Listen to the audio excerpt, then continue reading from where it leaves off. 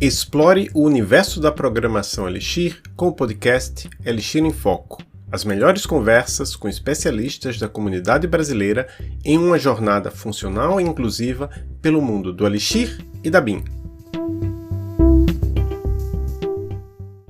Olá, eu sou Adolfo Neto, professor da UTFPR Curitiba, no Departamento Acadêmico de Informática da INF e no Programa de Pós-Graduação em Computação Aplicada, Mestrado Profissional, PPGCA, e estou aqui com Hermínio Torres. Olá, pessoal. Cristine Guadalupe. Olá a todos. Zoe Peçanha. Como vão, alquimistas? Meus colegas de equipe do podcast Elixir em Foco, o podcast da comunidade brasileira de Elixir. Hoje iremos conversar com Felipe José e Rodrigo Moreto, e o tema principal será Elixir em produção na FAVU. Começando com você, Felipe, tudo bem? Obrigado por aceitar participar deste episódio do Elixir em Foco. Você pode se apresentar para as pessoas que nos escutam? Oi, pessoal. Obrigado pelo convite para participar do podcast. Eu sou Felipe José, CTO na Granter. Eu trabalho com desenvolvimento profissionalmente desde 2008. Eu comecei com C++ em softwares de simulação numérica na engenharia e passei a trabalhar com desenvolvimento web, tanto back como front, a partir de 2015. Inicialmente com dados e e-commerce, e depois em projetos tanto no agro como com o governo, em plataformas de monitoramento, processamento de imagens e gestão. E nós adotamos o Elixir em novembro de 2020, no projeto que deu origem ao FAVO. E agora você, Rodrigo, tudo bem? Obrigado também por aceitar participar deste episódio do Elixir em Foco. Você pode se apresentar para as pessoas que nos escutam? Oi, gente, me chamo Rodrigo, eu estou desenvolvendo aí já faz alguns anos. Comecei desenvolvendo em Python, depois de ter feito uma faculdade de desenvolvimento em jogos. Comecei no back-end, hoje em dia eu faço principalmente back-end, mas também vou um pouco para o front, para DevOps. E trabalhei também bastante com essa parte de agro, monitoramento, e hoje estamos aí. Então vamos começar o primeiro bloco da nossa entrevista, Elixir em produção na FAVO. Começa com você, Cristine. A Erlang Ecosystem Foundation apoia este podcast financiando o software que utilizamos para gravar os episódios. A Erlang Ecosystem Foundation é uma organização sem fins lucrativos, apoiada por mais de 1.000 membros que abraçam o seu modelo de grupos de trabalho colaborativos e eventos de construção de comunidades. Os membros da Erlang Ecosystem Foundation incluem líderes da indústria que se dedicam a promover o estado da arte para Erlang, Elixir, LFI e outras tecnologias baseadas na BIM. Associe-se! O link está na descrição do episódio e a associação básica é gratuita para indivíduos. Primeiro, para as pessoas que estão nos ouvindo, o que é exatamente o que faz a FAVO? FAVO ele é uma ferramenta dinâmica que ele permite que o usuário crie formulários, processos, documentos customizados e faça uso de dados de outros sistemas. E a aplicação do que foi criado, ele pode ser feito mesmo pela web, mas também pelo nosso aplicativo que parte do Offline First. Mas isso fica algo... é um pouco difícil de explicar, fica muito genérico, então trazendo alguns casos de aplicação do FAVO, né? Então, um cliente ele deseja fazer um auto de infração. Então, ele cria um formulário de auto de infração, ele adiciona esse formulário a um processo e ele pode trazer dados tanto das pessoas que vão ser fiscalizadas, como os dados dos fiscais, como as informações dos itens que vão ser fiscalizados. O agente vai a campo, ele pode fazer a aplicação desse auto offline e após aplicar pode colhe os dados, a assinatura, pode anexar documentos, e esse documento ele é enviado para o fiscal e para a pessoa que foi atuada num documento que ele mesmo criou com o formato que ele quis criar. Então, o Favo ele permite que um usuário ele crie de ponta a ponta com a aplicação daquilo que ele necessitou, né? A gente tem outras áreas, outros clientes nos procuraram para aplicações diferentes. Então, por exemplo, teve um cliente que nos procurou para a área de marketing, onde o Favo foi utilizado para coletar dados de potenciais clientes a campo, e depois esses dados coletados, eles são integrados com as ferramentas do marketing. A gente também tem casos de clientes com experimentação na área de suínos, onde o Favo ele coleta dados das granjas para posterior análise. A gente também tem bastante uso na área de qualidade. Então, uma empresa da área da ervateira, ela faz a utilização do Favo para o monitoramento de conformidades. Então, o Favo ele empodera os usuários para que as dores deles, eles mesmos possam criar formulários, processos e aplicar para coletar informações e fazer uso disso no seu dia a dia. Como é que o Elixir é utilizado nessa parte de produção de vocês, né? Eu vejo um pouco que a Favo faz algumas coisas, né? De alguns softwares bem conhecidos até na comunidade do Ruby on Rails, né? Nessa parte de formulários dinâmicos. E eu acho que tem até uma empresa do Sul também que é bem especializada nesse, que eles usam tipo um Kanban lá, que você automatiza os seus processos, né? E vocês, já que vocês fazem essa parte de coleta, vocês pensam em investir nessa parte de machine learning e tudo mais, já que está em ascensão na comunidade Elixir? O Elixir, né, ele é utilizado no Favo para fazer o back-end, né? O back-end completo do nosso projeto é em Elixir. E a partir do momento que tu tens um grande volume de dados sendo coletados, ele não pode, a função principal disso não pode ser só coletar, né? Depois o principal é que a gente possa fazer análise desses dados, permitir com que os clientes façam análise desses dados. Então, ferramentas de machine learning é um passo natural para o projeto. A gente hoje está trabalhando, nosso primeiro passo foi a questão realmente da criação dos formulários, aí com uma série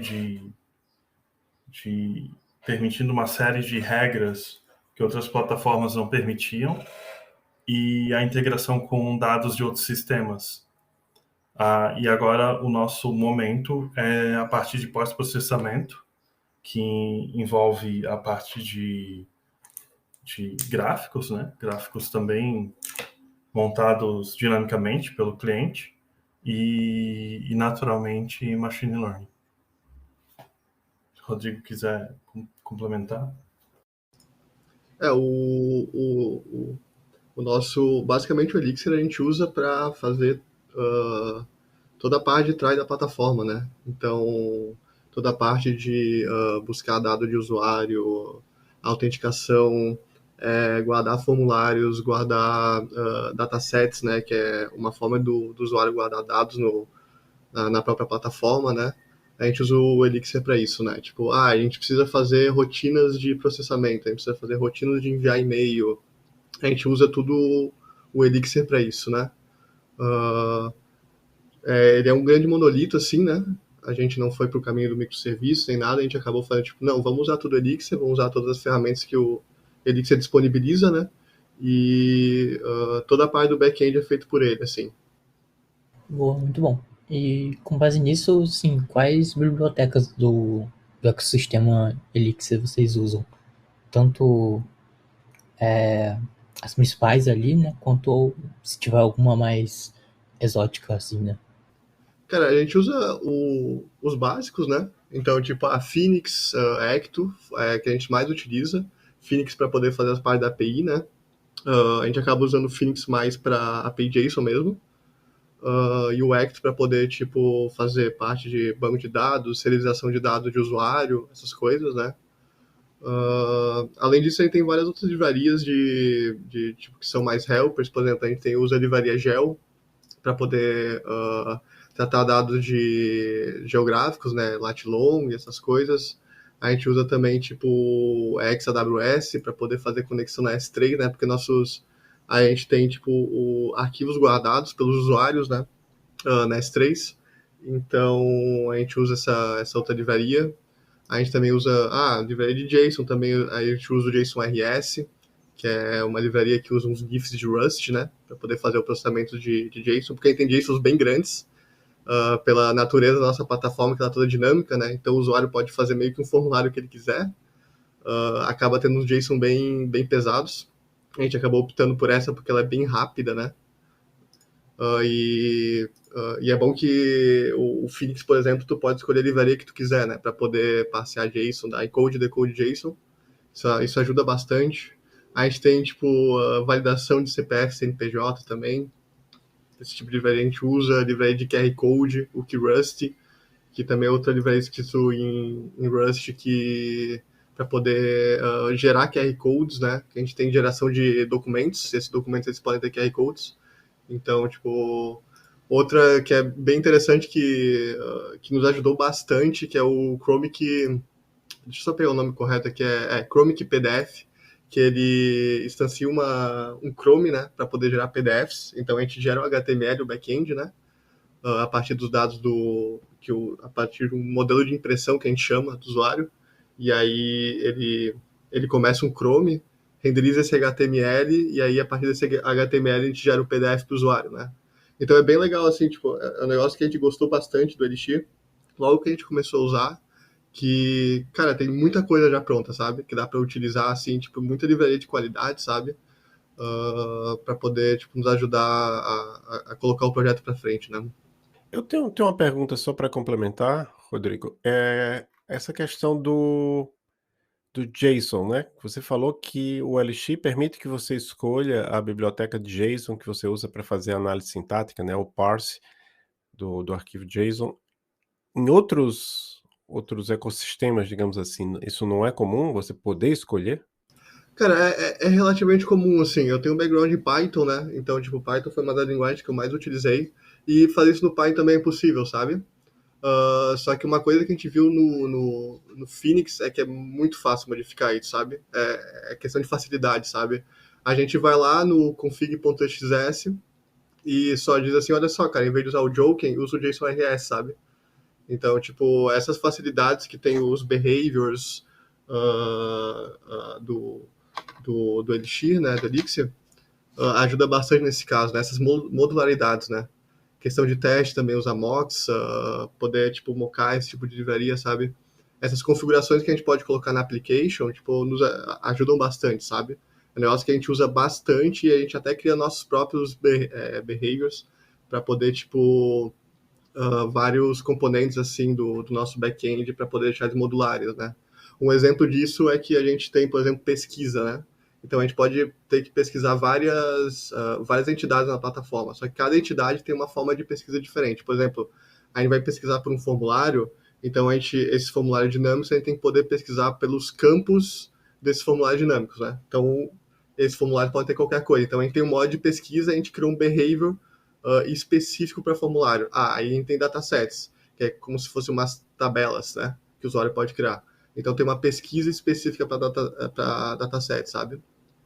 Não, aí tem outras entidades que são mais comuns, que é, por exemplo, que são só uma tabela no banco de dados mesmo. Então a gente tem uma pesquisa específica para essas outras tabelas. E tudo isso, tipo, se conecta muito bem que a gente vai montando módulos, né? Tipo, vai criando blocos ali e, tipo, a gente só define a interface e vai definindo nossas configurações, né? E, tipo, eu acho que isso é uma coisa no Elixir que ajuda bastante, sabe? Porque, cara, já tem na linguagem, tá super bem documentado, sabe?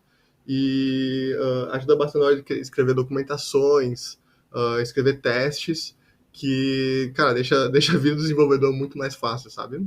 Só uma pergunta sobre essa questão. Como é que está a arquitetura de vocês? Vocês estão utilizando, tipo, serviços barra microserviços ou vocês foram utilizando Umbrella Apps, né? Que eu tô lembrando agora, que, sei lá, acho que na última semana saiu um episódio até do Sasa ah, no Elixir Wizards, né?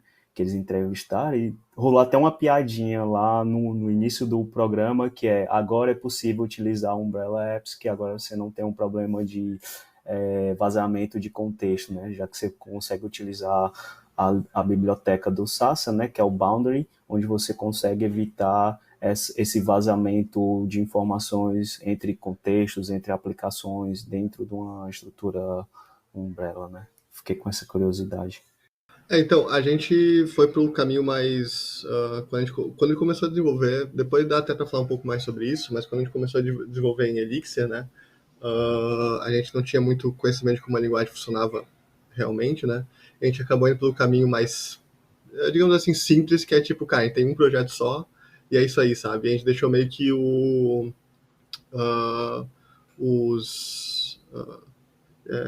Desculpa, eu esqueci a palavra agora, mas os geradores de projetos, né, o Phoenix lá, tipo, e como os tutoriais que a gente acha na internet, editar como a gente arquitetava o projeto, né? Então, no final, acabou sendo só uma aplicação com um supervisor principal, né, que ele criava automaticamente lá quando gerava o projeto, via Phoenix, e a gente divide esses contextos a partir de módulos mesmo, sabe? A gente não chegou a ir pro caminho do Umbrella Apps, porque na época a gente não... Cara, vamos tentar, tipo, jogar isso aqui pra frente, saca? E acabou mantendo porque, de certa forma, funciona, sabe? Tipo, acabou funcionando, até hoje a gente não tem muito problema com essa parte de arquitetura de projeto. A gente não pensa muito, a gente só faz e funciona bem. Então a gente foi pelo caminho mais simples mesmo, né? De um projeto só, um supervisor ali e vamos dar ali. Bem, então, continuando, uma curiosidade que eu estava até observando um dia desses, não sei se vocês sabem, mas o José Valim, né, que é o criador da linguagem, o cargo dele que ele se apresenta no Twitter, né, é Chief Adoption Officer, né, não é nem CTO nem CEO, né, é chefe de adoção. Então a gente vai agora para uma sessão que fala sobre a adoção de Elixir e eu passo a palavra para a Cristine. Vocês já falaram um pouco sobre as facilidades que o ecossistema do Elixir traz e a modularidade, que foi um ponto de interesse para vocês, mas se aprofundando um pouco mais, como que foi a decisão e o processo de adoção do Elixir na Favo? Assim, quais que foram as principais razões e motivos que levaram vocês a escolher Elixir e não alguma outra linguagem? E também se vocês chegaram a considerar outras linguagens e por que que o Elixir, digamos assim, que venceu, né, na hora da decisão.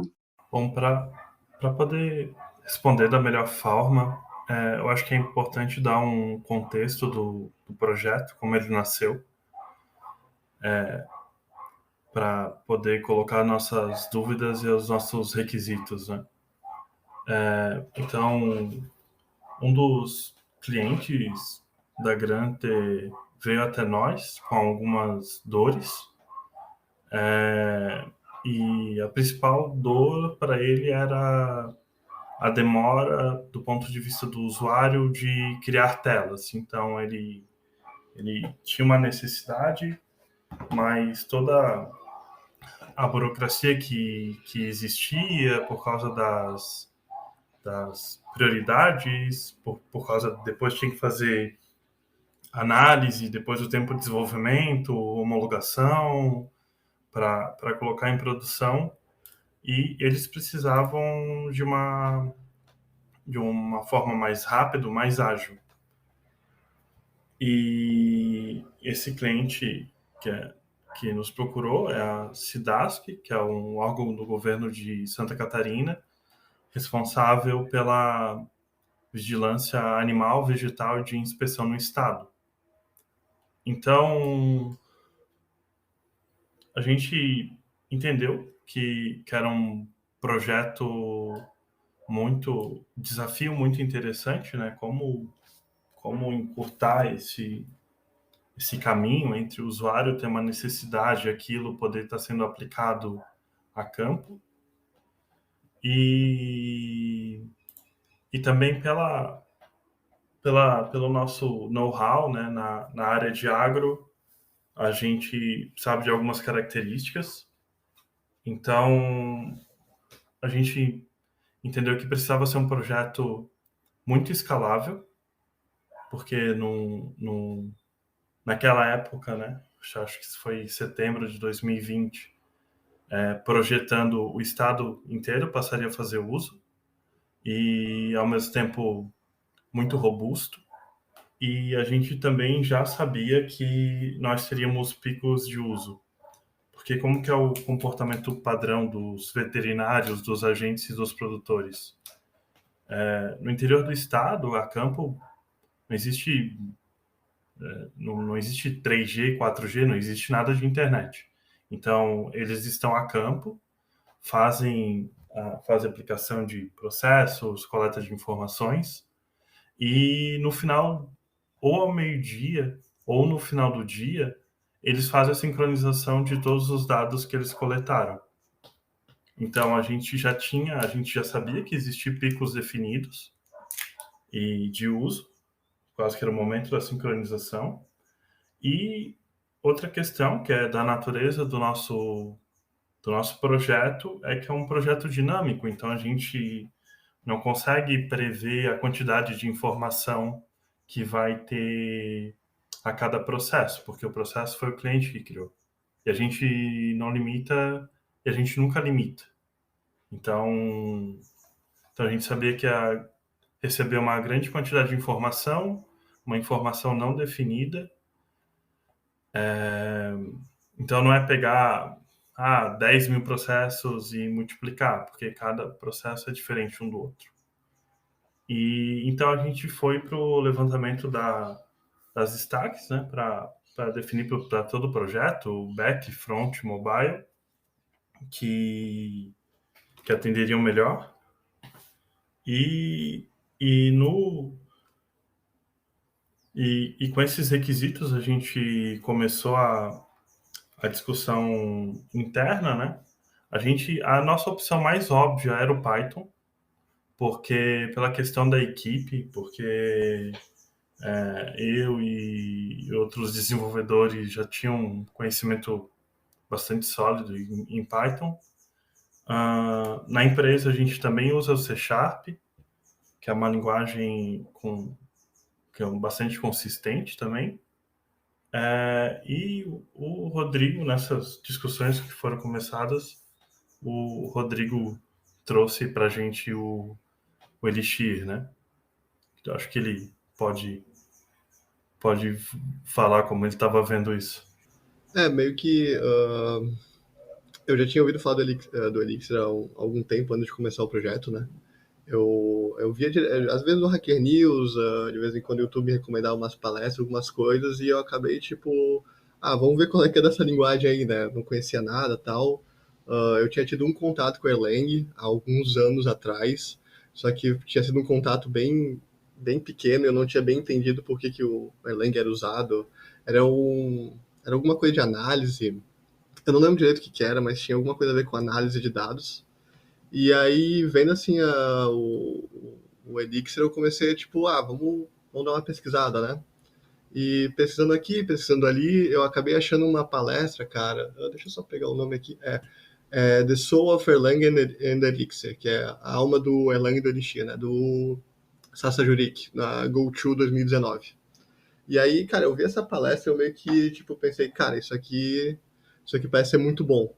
Porque ele tinha feito uma apresentação que ele explicava um pouco como é que funcionavam os processos, né? Parte de processos, supervisors. Mas a parte que me pegou, cara, foi quando ele começou a debugar um sistema ali mesmo no palco, né?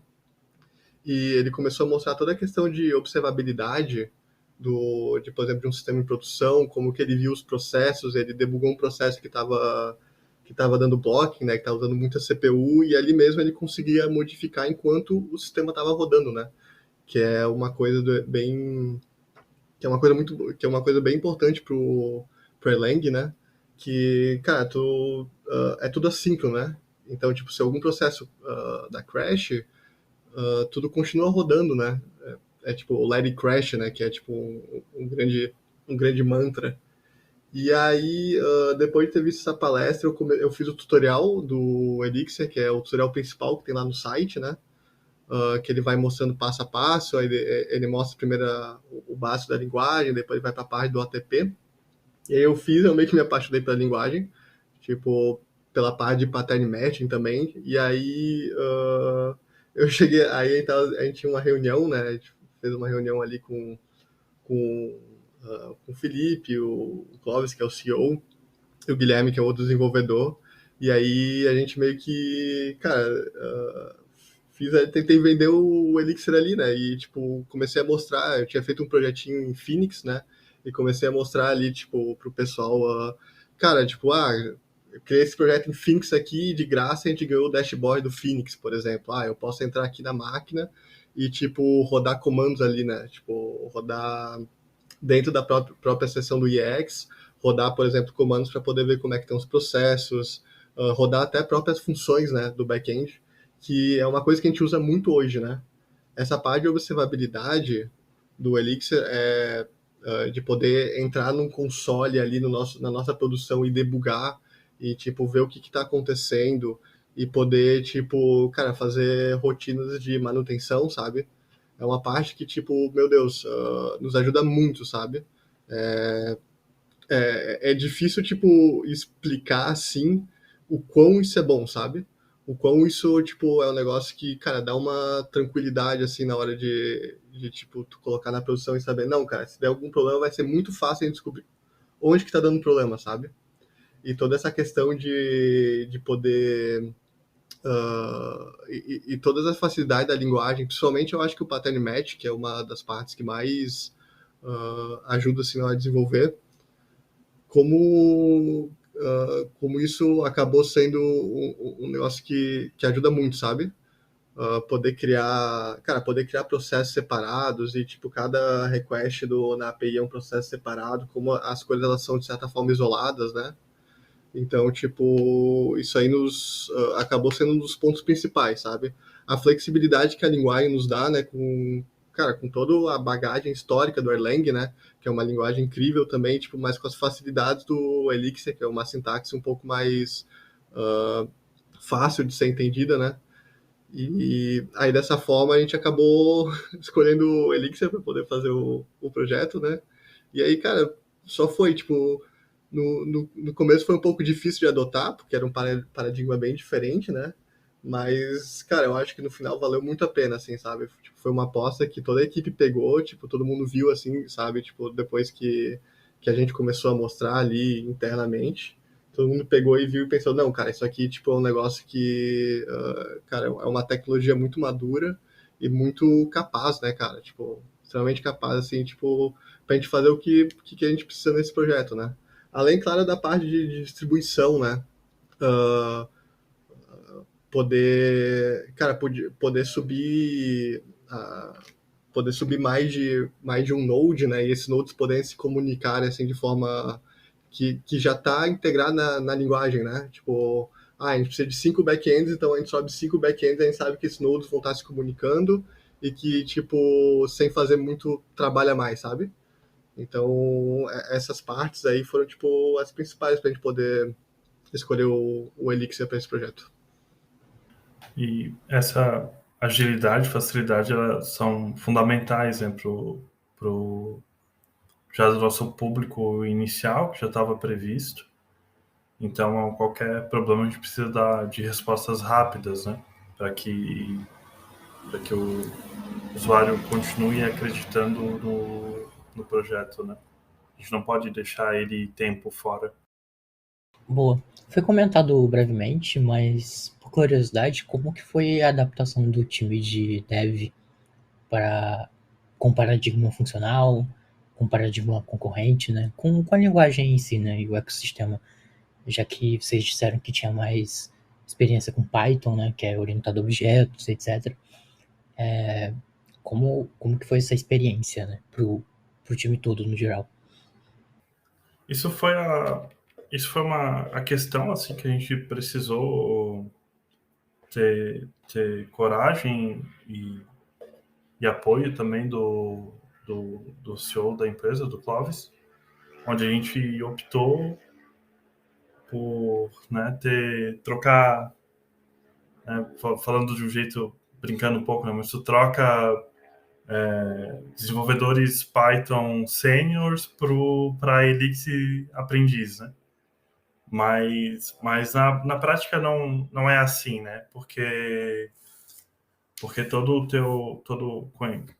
sabendo programar bem em back-end, a curva de aprendizado no Elixir ela é muito boa, né?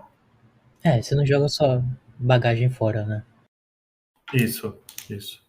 Então, só que daí ele traz bastante facilidades, né? Porque, tipo, toda a linguagem, toda errada, mas muitas linguagens têm fazer teste não é tão prático como no Elixir, então tu vai ganhando vantagens, né?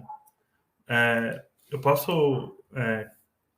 a gente tinha um time comprometido para que o projeto fosse feito em Elixir, então também o primeiro passo era o comprometimento do time. Eu, particularmente, foi a primeira vez que trabalhei com paradigma funcional, então eu tive mais dificuldade, especialmente que eu virava para outras partes do projeto, né? Então, eu estava falando com a equipe do front, com a equipe do mobile, eles tinham que virar a chave para falar com o pessoal do back com outro paradigma, então é uma não para mim não foi natural assim, tipo, sabe, sempre tinha que eu comecei a separar em horários para ver mais o back, então para mim demorou um tempo para tu estar conseguindo ver mobile, front, daí tu vira e daí tá discutindo com algum ponto técnico com back-end, com paradigmas diferentes, né? Mas ainda assim eu considero que foi uma transição tranquila, assim, com seus desafios, claro, mas eu considero uma boa transição. O Rodrigo ali no dia a dia, se quiser complementar. Sobre a parte do paradigma funcional, né? Eu acho que no início realmente pode ser um pouco estranho, mas se, por exemplo, se tu já teve contato com outras linguagens funcionais, por exemplo, tipo Haskell, Clojure, Lisp, F Sharp, a parte funcional do Elixir ela não é tão complicada assim. Até pela própria linguagem ser dinâmica, né? E eu acho interessante que depois que clica, né, o paradigma funcional ali, principalmente no Elixir, parece que, tipo, tudo faz muito mais sentido, né?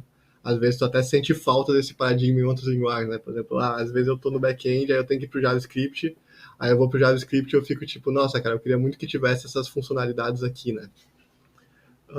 Eu acho que uma das partes mais difíceis para a equipe, né, foi o Ecto, porque já que a gente tinha todo um contexto ali vindo de Python e vindo principalmente usando frameworks que usam RM, né, por exemplo, SQL Alchemy, PUI, que tem tipo uma forma que tu se conecta no banco de dados, que tu usa modelos, tem todo tipo uma padronização ali, quando tu vai para o Ecto ele é diferente, né? Ele tem todas as questões de change set, tu define teus esquemas ali de uma forma um pouco diferente. O Ecto ele não é tão acoplado diretamente no banco quanto outras ORMs, por exemplo, usando mais o exemplo do SQL Alchemy, né? Então, quando a gente começou a desenvolver, começou a fazer o projeto, né? O back-end, eu e o outro dev, a gente se sentou numa sala de reunião, a gente ficou, tipo, várias horas ali, tipo, estudando realmente o Ecto, né? Tentando entender como é que a gente faria, tipo, a nossa modelagem, como é que a gente tipo, ia usar os change sets e tal para poder para poder fazer o projeto, né?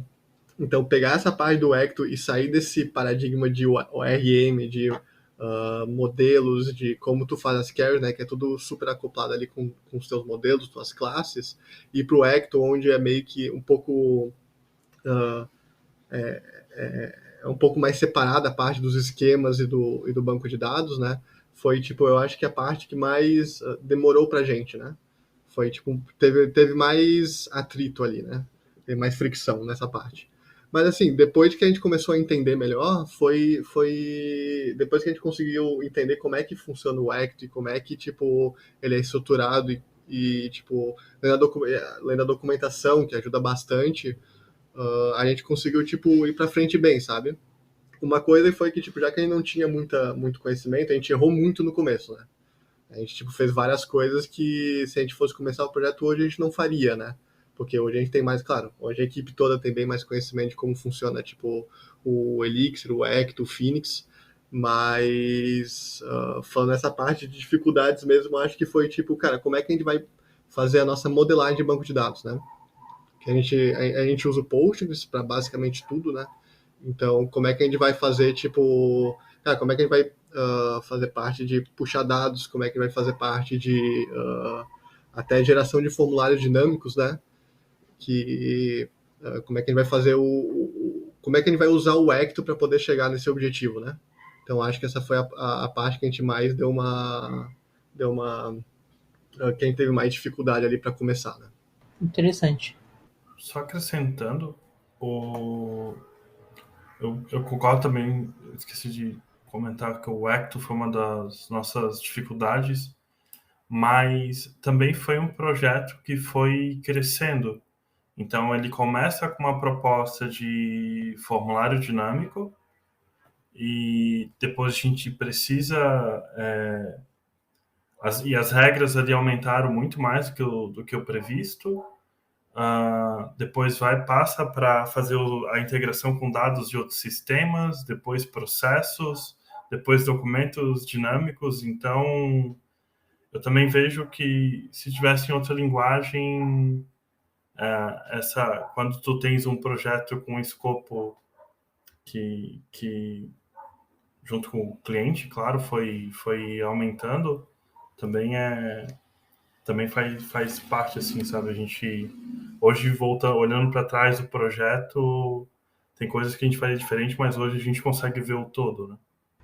É bem interessante esse relato, porque geralmente a parte de dificuldade técnica, né, sempre relatam a curva de aprendizado do paradigma, né? Mas legal ver essa outra situação, né, do Ecto. E essa diferença entre ele e os outros RMs, né? Vocês falaram que tem um monolito, né?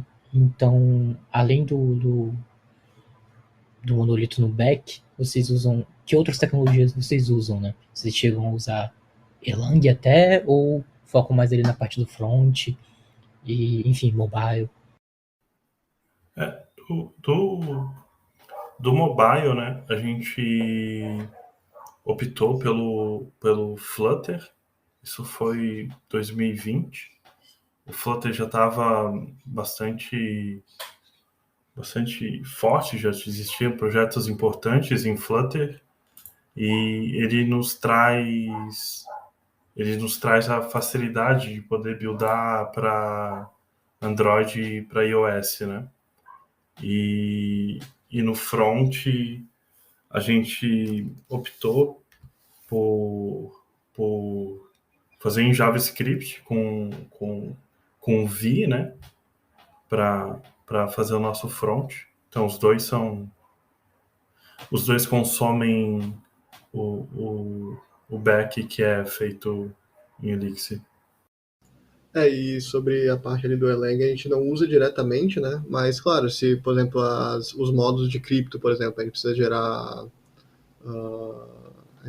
alguma... a gente precisa gerar alguma string randômica, por exemplo. A gente acaba usando o modo de cripto do Erlang, a gente precisa de uma fila, né? A gente usa a fila do Erlang também. Então a gente não escreve código em Erlang diretamente, mas a gente usa bastante os módulos que já disponibiliza e que o Elixir já tem acesso, né? Quais foram as principais dificuldades que vocês tiveram para adotar Elixir? Vocês já chegaram a comentar quando vocês trouxeram, né, Elixir para a mesa, que seria uma opção viável, que vocês não tinham tanto conhecimento, e aí vocês iniciaram da forma mais simples possível, né?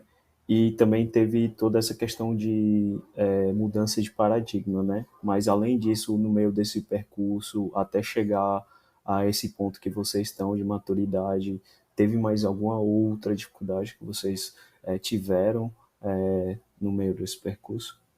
Cara, eu acho que um outro ponto, mas eu não sei o quanto.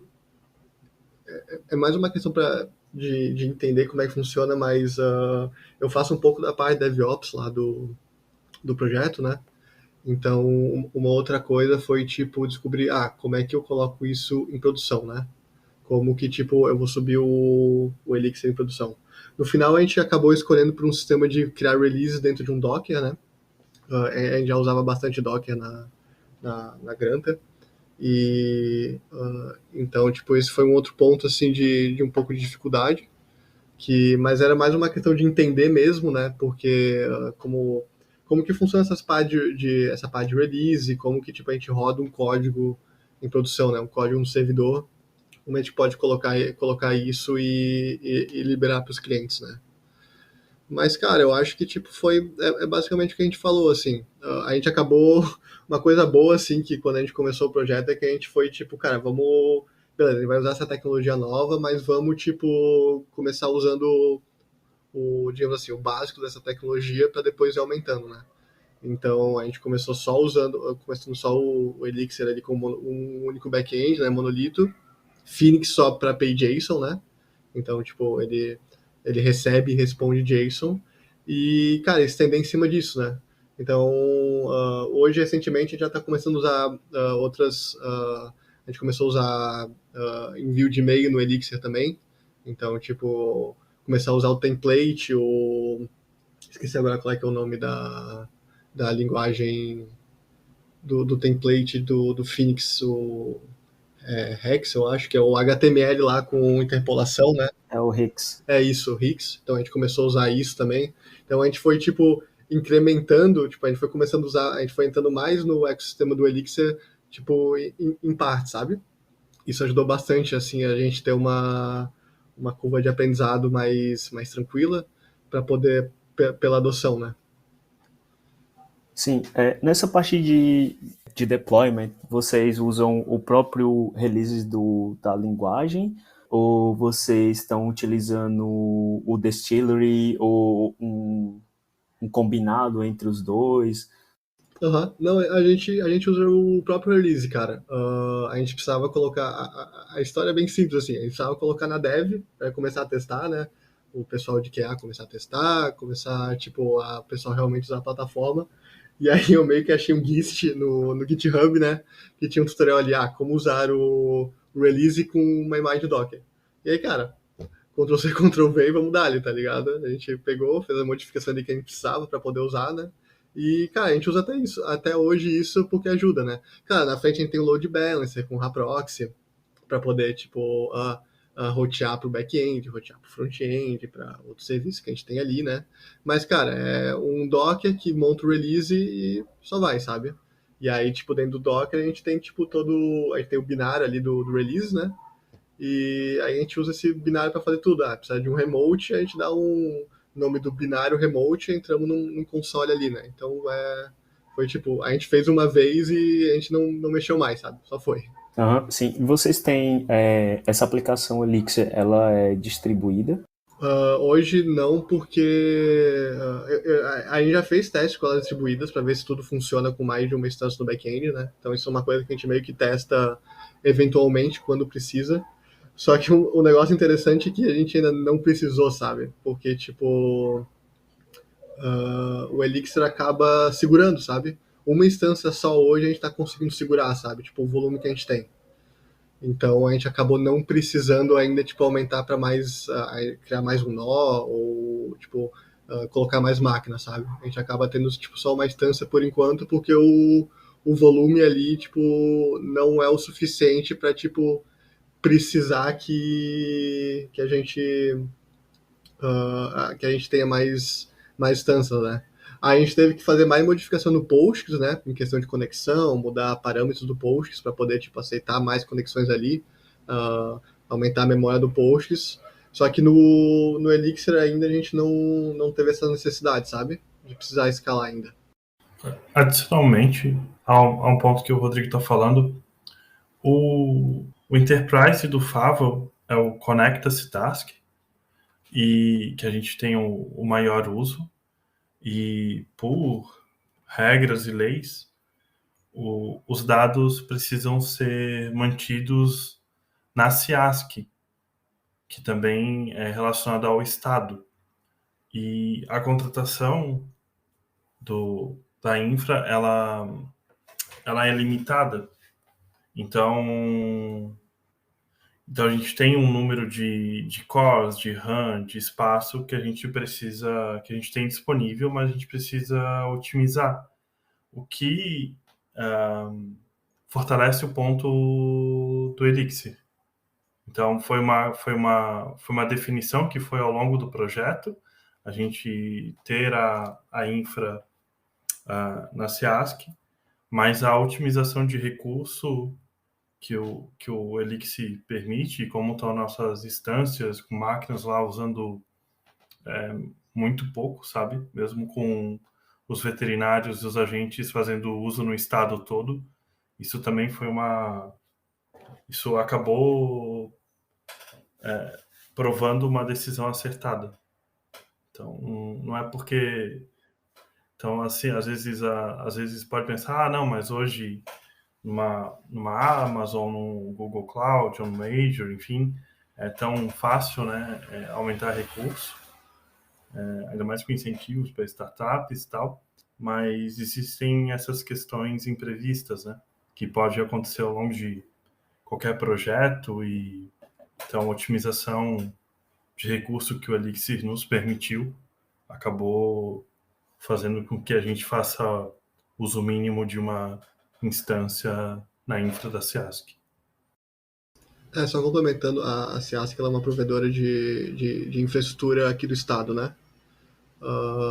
E a gente meio que tinha que dizer assim, cara, a gente precisa dessa máquina, a gente precisa dessas VMs, né? Aqui, tipo, e já que é meio que não é que nem uma AWS, por exemplo, que a gente pode clicar um botão e pegar mais máquinas e tal. Então a gente meio que definiu assim, tipo, não, vamos chutar, cara, a gente precisa dessa quantidade de cores aqui, essa quantidade de RAM, a gente meio que falou assim, sem realmente saber a necessidade, né? Interessantemente, foi a única máquina a máquina que roda o back-end hoje, que roda o Elixir, foi a única máquina que a gente não precisou escalar ainda, né? E, tipo, tem bastante request lá, cara. Tipo, eu não sei o número exato agora, mas, tipo, tem alguns milhares de requests por dia, né? E foi a única máquina que a gente já teve que escalar a máquina do front-end, escalar a máquina de outras questões de análise, de load balance, de CI/CD. Só que a máquina que está rodando o Elixir hoje foi a única que a gente não precisou mexer. Isso vai muito na polêmica. Acho que foi recente também, né? Que acho que foi um time lá interno da Amazon, né? Que eles decidiram não ir para serviços, né? Que eles utilizaram meio que deram um passo atrás e foram todo para o monolito, mas é uma questão muito intrínseca e única daquele time com aquele serviço que eles tocam dentro da Amazon, né?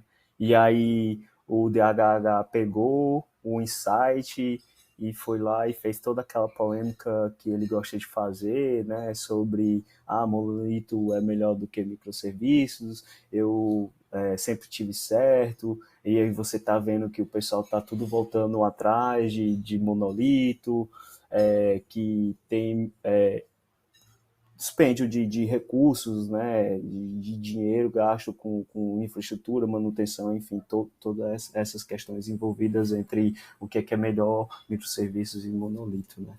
Mas bacana ter esse ponto de vista da infraestrutura e que o Elixir está rodando ali numa unidade e foi o único que não precisou escalar ainda. Elixir é uma linguagem super esotérica, né? Então, imagino que deve ter uma complexidade ali, né? De achar, ou, enfim, treinar, capacitar, encontrar esses talentos, né? Para trabalhar com essa tecnologia. E queria saber de vocês aí na Favo, o que vocês têm feito, né? Como é que vocês têm feito para achar essas pessoas, né? Para contratação, né? E tudo mais. Sobre contratação, né, de pessoas de Elixir, né, em outros episódios aqui do podcast é levantado esse ponto. E eu acho que para a resposta ser justa, eu acho que dá para falar sobre dificuldades de contratação de pessoas de desenvolvimento no geral, né?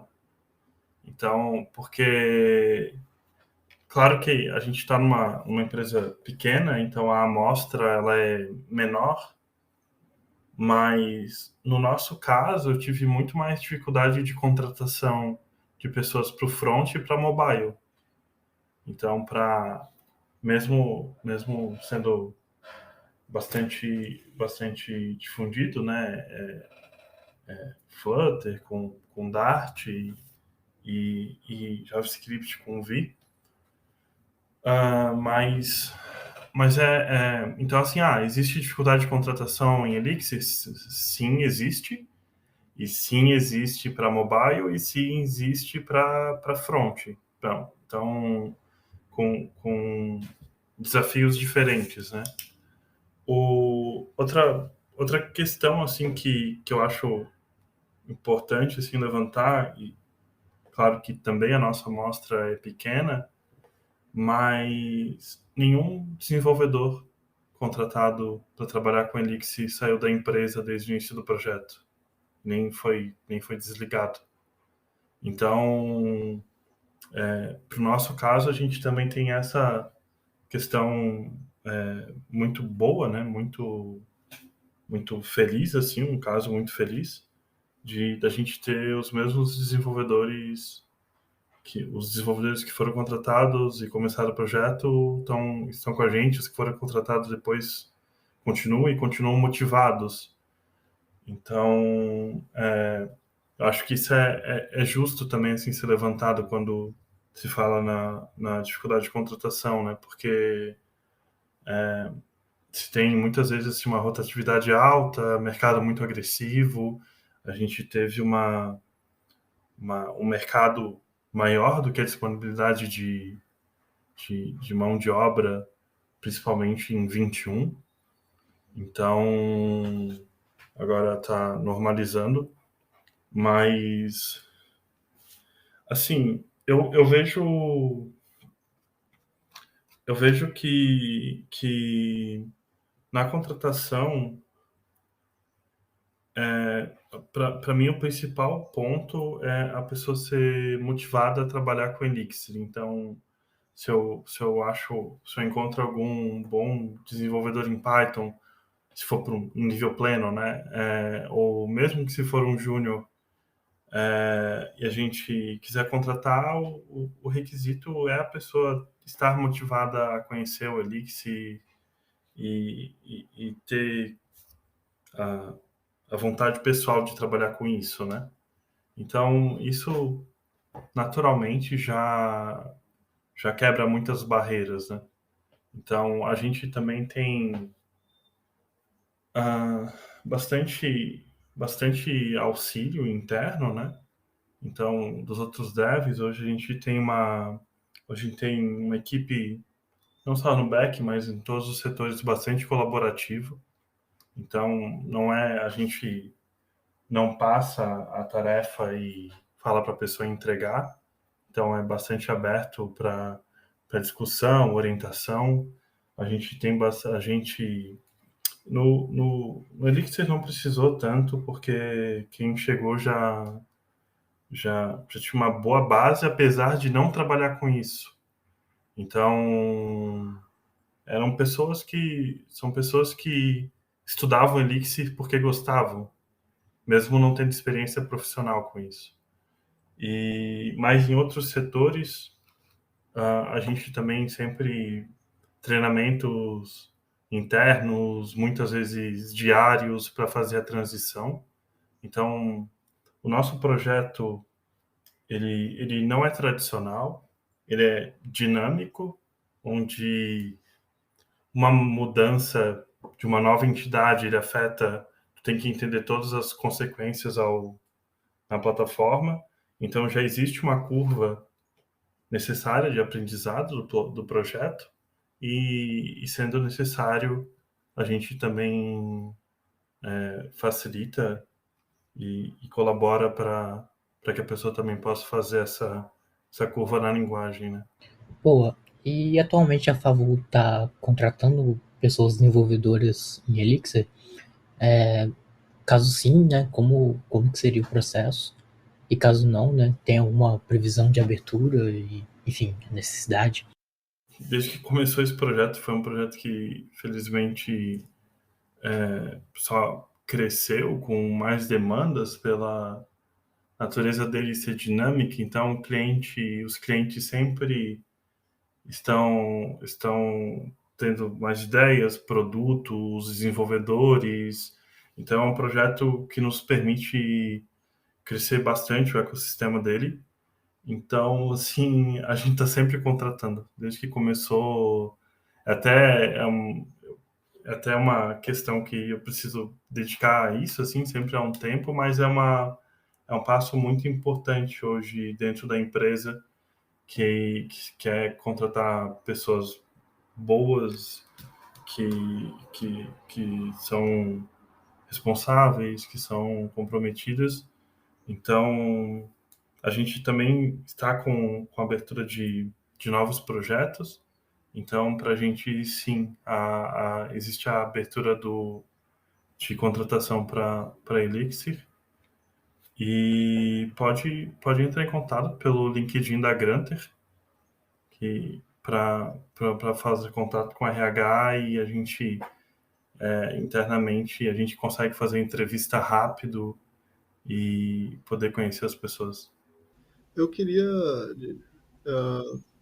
Desculpe só, tipo, dar uma cortada, mas eu queria só adicionar uma coisa ali sobre a parte também de contratação, que quando. Claro, tem toda a parte de contratação, achar o pessoal e tal, mas também tem a parte, cara, que eu tive uma sensação muito boa quando, tipo, a gente começou a usar Elixir, quando começou a chegar gente nova ali pro projeto, né?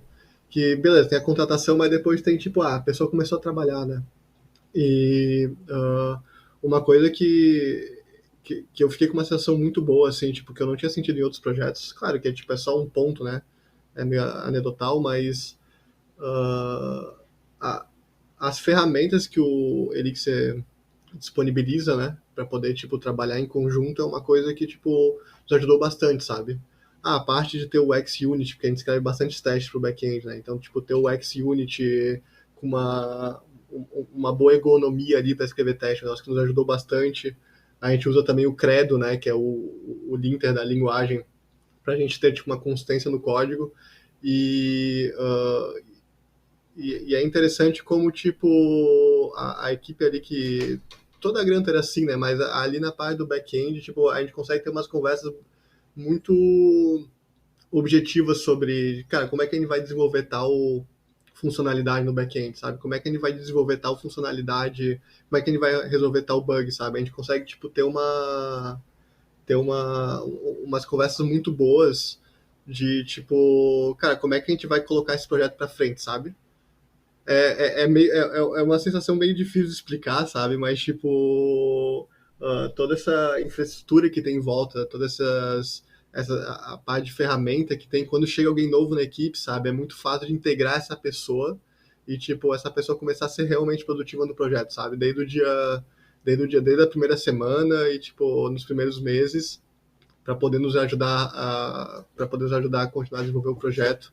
Então, tipo, é uma entrada ali muito tranquila, sabe? Tipo, entre uma pessoa nova a gente consegue, tipo, a pessoa consegue entrar no projeto e já começar, tipo, cara, a fazer commits úteis, sabe? Já começar a resolver bugs e já começar a fazer features numa velocidade, assim, bem boa, sabe? Por causa de como o projeto é estruturado, todas as padronizações e todas essas coisas, sabe? Então vamos à última pergunta aqui, antes da finalização, a pergunta de um bloco que a gente disse que é de aprendizagem em comunidade. Vocês já falaram um pouco sobre aprendizagem, sobre o tutorial, a palestra lá do Sasha Yurik, mas aí eu tenho uma curiosidade pessoal, porque na verdade, eu gostei muito da linguagem, em parte pela comunidade, pelo que a recepção que eu recebo é meio repetitivo, mas enfim, a recepção que eu tenho da comunidade, como as pessoas se tratam umas às outras e o conteúdo que as pessoas produzem. Então, eu queria começar perguntando para você, Felipe, qual é a sua opinião sobre a comunidade de Elixir? Esse foi quando o Rodrigo nos apresentou, né, a proposta de utilizar o Elixir no projeto. Esse foi um dos principais pontos para a adoção, porque a comunidade ela é muito educada e colaborativa, assim. Então, também dá de ver pelo tempo de respostas da comunidade, mesmo quando desde perguntas mais simples a perguntas mais complexas, sempre é bastante tratado com respeito. Então, isso foi uma das questões que particularmente sim, me deu mais tranquilidade para poder adotar o Elixir, porque eu sabia que a gente que ótimos devs estariam no projeto, mas saber assim que existiria o apoio para dúvidas, para questões novas, para como poderia ser feito, é o que permitiu a mim votar pela adoção do Elixir. Rodrigo? Não, é uma comunidade ótima, assim, tipo, eu já fiz uma ou outra pergunta lá no fórum do Elixir, né? E, tipo, cara, sempre umas respostas, assim, incríveis, assim, tipo, o pessoal é muito respeitoso e a velocidade com que tem a resposta também é um negócio meio incrível, assim, sabe? Tipo, o pessoal sempre tá disposto a ajudar. É engraçado lá que no fórum tem até, tipo, algumas pessoas que se destacam ali. Aí é engraçado que a gente sabe, tipo, não, tal usuário nos ajudou dessa vez, sabe? Muito obrigado, usuário tal, sabe? Tipo, tem pessoas ali que realmente estão para ajudar, sabe, a comunidade. E, tipo, é engraçado que tipo, só de pesquisar algumas perguntas, sabe? É muito fácil de encontrar as respostas, né? Tipo, encontrar esse suporte, sabe? Tipo, eu acompanho também lá o Google Groups do Elixir de proposta e, tipo, eu tô sempre lendo ali, né? Eu recebo no meu e-mail e tal, e, tipo, eu acho muito bom, assim, como que a comunidade em geral, né? Tipo, leva tipo, até o próprio desenvolvimento da linguagem, né? Que é, tipo, a gente tá aqui para fazer uma linguagem muito boa, sabe? Então, tipo, tem uma cultura ali muito boa, sabe? De como a gente vai desenvolver essa linguagem, de como que a gente vai ajudar uns aos outros, sabe? Então, tipo, sempre discussões ótimas, sabe? Tipo, discussões muito frutíferas de como que, tipo, a linguagem pode ser desenvolvida, de problemas que os usuários estão tendo, sabe? Tipo, então, todo mundo sempre se ajudando de forma muito respeitosa, né? Tipo, não tem ninguém ali que, tipo... Cara, a gente tá desenvolvendo Elixir já faz o quê? 2, 3 anos e, cara, tipo, eu tô pra ver alguma discussão assim que, tipo, tenha alguma coisa tóxica, sabe? Tipo, então é sempre muito positivo. Toda a interação que tem com a comunidade é sempre muito positiva, né? Legal. Isso, você falando até me lembrou que um dia desse eu estava querendo saber como é que se dava para eu colocar processing dentro do Livebook. Processing é uma biblioteca. Não sei se dá para dizer que é uma biblioteca, mas é para fazer programação criativa, desenhos na tela, né? E tem uma versão do Processing para JavaScript, é o P5JS. Aí eu pesquisando lá no Elixir Forum, acho que eu pesquisei no Google e acabou dando lá no Elixir Forum, ou foi o contrário, não sei. Mas o contrário ou foi direto no Elixir Forum ou foi no Google e eu acabei encontrando um jeito e consegui, né? Então não tá perfeito, mas consegui. E é, mesmo o pessoal aqui no Brasil, né, tem também o Telegram lá, o pessoal é muito ajuda bastante. Mas agora a gente está finalizando. Começar por você, Rodrigo. Muito obrigado por participar do Elixir em Foco. Você quer deixar uma mensagem final para essa comunidade brasileira ou falante de português de Elixir? Cara, eu acho que é muito obrigado. Muito obrigado aí por ter nos convidado. Cara, tipo, muito obrigado aí por todo esse carinho aí que a comunidade brasileira tem diante, tipo, toda essa comunidade aí, tipo, uma comunidade incrível. E também deixar uma mensagem aí que quem não tentou usar Elixir ainda tente. É uma linguagem maravilhosa, tipo, é muito divertido de se usar. É tipo, traz uma certa diversão ali no trabalho, sabe? Tipo, no dia a dia ali no código e tal, tipo, de como resolver problemas. Então, cara, eu acho que é isso, velho. Só muito, muito positivo, sabe? Tipo, poder tá aí dentro dessa comunidade, tipo, participar dela e, tipo, ver que tipo, é um espaço inclusivo para todos, né, cara? Tipo, todo mundo tá ali, tipo, desenvolvedores, produto, designer, tipo, todo mundo ali para poder, tipo, cara, desenvolver uma comunidade boa, desenvolver códigos que, tipo, realmente resolvem problemas, sabe? Então, é isso aí. Muito legal. Eu até esqueci de mencionar, mas vou mencionar agora, né, que quem me colocou em contato com vocês foi o Marcelo Andrade Amadeu, que é lá da Celepar e aluno do PPGCA, então foi ele que disse, foi interessante, foi assim, eu postei no meu status um vídeo de uma aula que eu dei no meu YouTube de Elixir, né, de introdução a Elixir, aí ele disse, eu conheço uma empresa que está usando Elixir, e aí foi o contato. E era uma empresa, curiosamente, que eu não conhecia, né, empresa brasileira usando Elixir. Eu sei que tem várias que eu não conheço, mas, né, no caso é relativamente perto.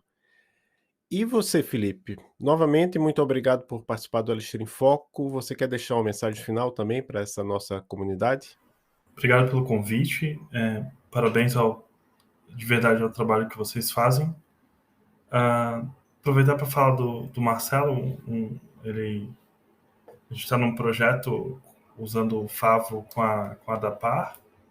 E recentemente eles aplicaram a coleta de informações em alto mar, que antes era papel e agora podem usar offline, né, o aplicativo. A gente está tendo uma troca, uma experiência muito boa com o Marcelo e com o pessoal da Dapar. E agradeço a ele pela indicação também. E, bom, para a comunidade, além disso que o Rodrigo colocou, sobre um outro prisma, para as pessoas que estão decidindo por adoção de stacks no projeto, né? Eu queria falar que para projetos grandes que precisam ser escaláveis e ter consistência, o Elixir é muito bom, mas tá vindo projetos pequenos, projetos menores na empresa, e eu também estou com muita dificuldade de não escolher o Elixir. Então, por muitas facilidades que ele tem, e às vezes a gente precisa não fazer as escolhas óbvias, né? E isso pode nos trazer vantagens competitivas, vantagens no dia a dia, e acho que vale a pena analisar, né, o Elixir quando está se começando um projeto, um novo serviço. Então, eu gostaria para a comunidade, fortalecer que é uma escolha, é uma análise que vale bastante a pena. Certo. Esse é um dos meus propósitos, né, com este podcast e com outras coisas que eu faço, é trazer mais gente nova para a comunidade de Elixir. Um grande abraço, Felipe e Rodrigo, também Hermínio, Cris, Zoe, e para todas as pessoas que nos escutam, até o próximo episódio do Elixir em Foco. Obrigado por escutar mais um episódio do Elixir em Foco. Estamos no Twitter, @Elixir em Foco, e temos um site, elixiremfoco.com. Até o próximo episódio.